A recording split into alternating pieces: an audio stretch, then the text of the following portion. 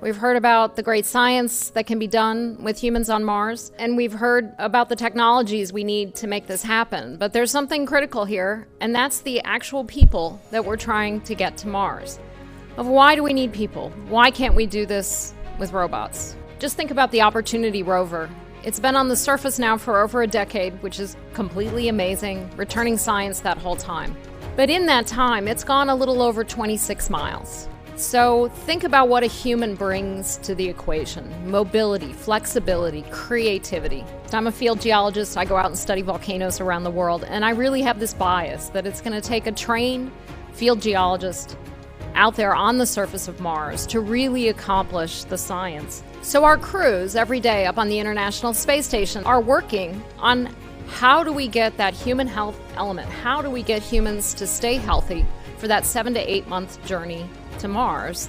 And we know from our experience on the space station that we can do this, but we are also well aware of the numerous health effects. Well, it turns out with the current protocols we're using on the ISS with the astronauts, if they exercise about an hour and a half a day, most of them can return to Earth with about the same bone density and muscle strength as they left with.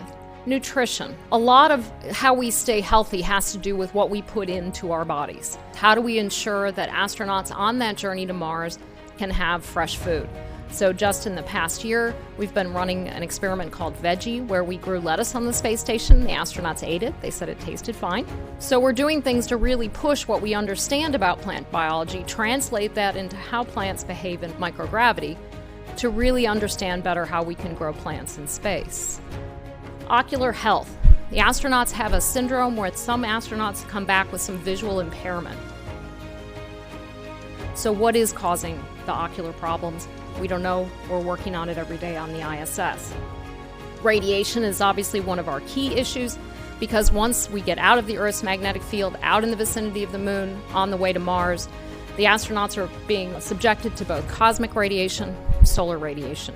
So we're trying to understand, why are some people better repairers of radiation damage at the cellular level, at the genetic level, than other people? To a lot of us, I think the ISS, we see those photos from the outside, and we forget what an amazing laboratory it is from the inside. And you can see from freezers where we keep samples, from the 3D printer we have, furnace where we do combustion experiments, incubators, microscopes, and then of course, we have the people who are actually doing the work, the astronauts.